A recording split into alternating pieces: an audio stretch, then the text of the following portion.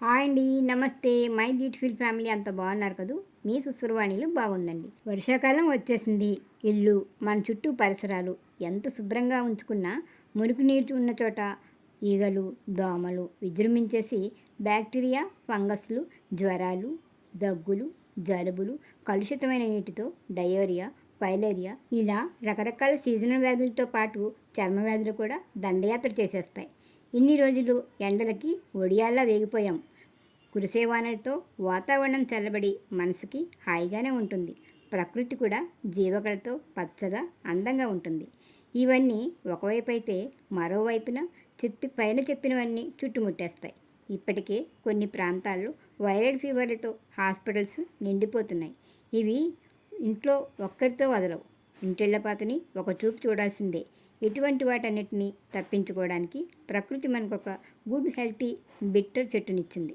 అదేనండి వేప చెట్టు. వేప చెట్టుని దేవతగా పూజిస్తాం. వేప మండలు లేని జాతరలు, బోనాలు మనం చూడం. కానీ వేప చేదంటే ముఖం ఏదోలా పెట్టేస్తాం.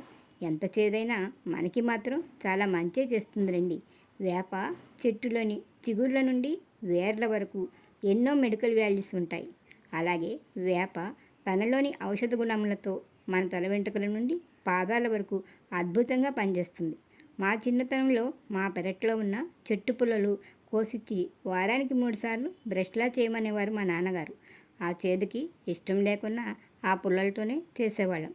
ఇప్పటికీ వేపాకుని నమిలేసి మంచినీళ్ళు తాగేస్తాం. వేపలో ఉండే యాంటీ బ్యాక్టీరియల్ ఔషధ గుణాలు నోటికి సంబంధించిన అంటే పంటి నొప్పులు, చిగుర్ల వాపులు, బ్యాడ్ బ్రీత్ లాంటి సమస్యలన్నీ తగ్గుతాయి. పంటి చిగుళ్ళు బలంగా అవుతాయి. వారంలో ఓ 3 రోజుల పాటు 3-4 వేపాకులు నమిలి తిన్నా లేదా కాస్త పొడిని తీసుకున్న డయాబెటీస్ని తగ్గించడానికి ఉపయోగపడుతుంది. మీకు తెలుసా ప్రతి ఒక్కరి శరీరంలో క్యాన్సర్ కణాలు ఉంటాయని? అయితే అవి విడివిడిగా ఉన్నంత వరకు సమస్య ఉండదట. శరీరంలో లోపల పరిస్థితుల వల్ల కణాలన్నీ విపరీతంగా పెరిగిపోయి గుంపులుగా ఒక్కటిగా అయిపోయినప్పుడు అవి ఎక్కువగా విస్తరించడం మొదలైనప్పుడు మాత్రం క్యాన్సర్ సమస్యగా మారుతుందట. వేపలో ఉండే నింబడల అనే కెమికల్ యాంటీ క్యాన్సర్గా కణాలు నశించిపోయేలా పనిచేస్తుందని నిపుణులు చెప్తున్నారు. వేపాకు రక్తాన్ని శుద్ధి చేస్తుంది. హై బీపీ కంట్రోల్లో ఉంచుతుంది. లివర్, కిడ్నీల నుండి టాక్సిన్లు బయటకు పోవడానికి సహాయం చేస్తుంది. జీర్ణ వ్యవస్థ పనితీరు పెరుగుతుంది. కానీ ఇప్పటికే కిడ్నీ, లివర్ సమస్యలున్న వారు కడుపులోకి వేపాకుని వాడకపోవడమే మంచిదని డాక్టర్లు అంటున్నారు. వేప కషాయం వారానికి ఒకసారి 1 కప్పు తాగుతుంటే థైరాయిడ్ వాళ్ళకి, పీసీఓడి సమస్య ఉన్న వాళ్ళకి బాగా పనిచేస్తుంది. వేప చెట్టు కింద ఉండేవారికి ఆరోగ్యంగా ఎక్కువ కాలం జీవిస్తారని ఆయుర్వేదంలో ఉంది. వేప చెట్టులో అతివేడి ఉంటుంది. వేప నూనెని స్త్రీల పొట్టపై మసాజ్ చేసుకుంటే గర్భసంచికి మంచిది కాదని, గర్భాశయంలో ప్రవేశించే వీర్యకణాలను నశింపచేసే శక్తి వేపకు ఉందని, అలాగే గర్భిణీలు, బాలింతలు, చంటి పిల్లలకి వేప వాడకం మంచిది కాదని ఆయుర్వేద వైద్యులు చెప్తున్నారు. వేపాకుని అస్సలు అతిగా వాడకూడదు. చికెన్ పాక్స్ వచ్చిన వారు పడుకున్న చోట వేపాకులు పెడితే బ్యాక్టీరియా దూరంగా ఉంటుంది. అలాగే సప్పి లాంటి వాటివి వచ్చిన చోట వేపగాలు తగిలేలా చూడాలి.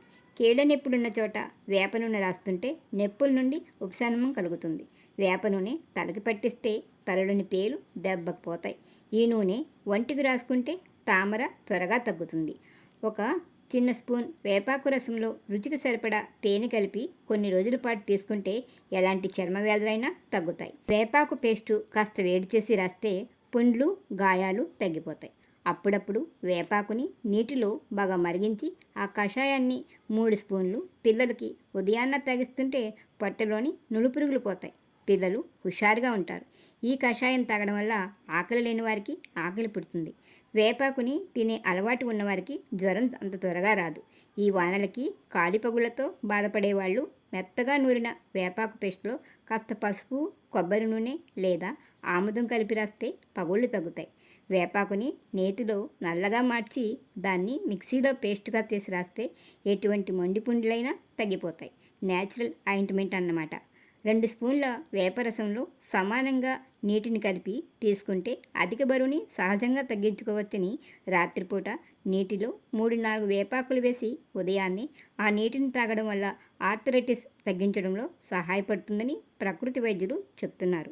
జనం ఎక్కువగా ఉన్న ప్లేస్లోకి వెళ్ళినా లేదా మీరు చేసే జాబ్ ఎక్కువ జనం ఉన్న చోట అయితే ప్రతిరోజు వేపాకు వేసిన నీటితో స్నానం చేస్తుంటే శరీరంపై చేరిన బ్యాడ్ బ్యాక్టీరియా నశించిపోతాయి. ఆయిల్ స్కిన్ ఉన్న వాళ్ళు వేపాకుతో మరిగించిన నీటితో ముఖాన్ని ఆవిరి పెడితే ముఖం జిడ్డు తగ్గుతుంది. వేపాకు రసంలో అలోవెరా కాస్త ముల్తానీ మట్టిని కలిపి ముఖానికి రాస్తే మొటిమలు, మచ్చలు, చికెన్ పాక్స్ వల్ల వచ్చే మచ్చలు కూడా తగ్గుతాయి. వేపాకు పేస్ట్తో కాస్త కొబ్బరి నూనె కలిపి తలకి రాస్తే చుండ్రు, దురదలు, పొక్కులు తగ్గుతాయి. అలాగే తామర, సోరియాసిస్ లాంటివి ఉన్నవారు వేపాకు పేస్టు ఒంటికి రాసుకుంటే చర్మ వ్యాధులు తగ్గుతాయి. ఇన్ఫెక్షన్లు తగ్గి మళ్ళీ నార్మల్ స్కిన్ వస్తుంది. వేపాకు కషాయాన్ని తలకు పట్టించి గంట తర్వాత తలస్నానం చేస్తే చుండ్రు తగ్గిపోతుంది. వేపాకుతో పొడి, వేపరసం, వేప గింజలతో oil, soaps, shampoo, hair oils, toothpaste, cream తయారు చేస్తున్నారు. వేప చెట్టులోని వివిధ భాగాలతో ఆయుర్వేద ఔషధాల్లో ఎక్కువగా ఉపయోగిస్తారు. మనం ఉగాది రోజున గిన్నెడు పచ్చడిలో కాస్తంత వేప పువ్వు వేసుకుని తినేసి మమ్మ అనిపించేస్తాం. మళ్ళీ ఉగాది వరకు వేప వాడకాన్ని ఇష్టపడం. అలా కాకుండా వేపాకు అందుబాటులో ఉన్నవారు వదులుకోకండి. ముఖ్యంగా ఈ వానాకాలంలో అస్సలు మిస్ చేయకండి. ఆకుల్ని ఒక గిన్నెలో వేసి ఇంట్లో అక్కడక్కడ పెట్టండి. స్నానం చేసి నీటిలో వేసుకోవచ్చు. ఇటువంటివి అప్పుడప్పుడు వాడినా కొంచెంగా వాడుకున్న ఫలితాలు మాత్రం ఎక్కువగా ఉంటాయి. వేపాకుల్ని 3-4 ఆకుల కంటే ఎక్కువగా తినొద్దు.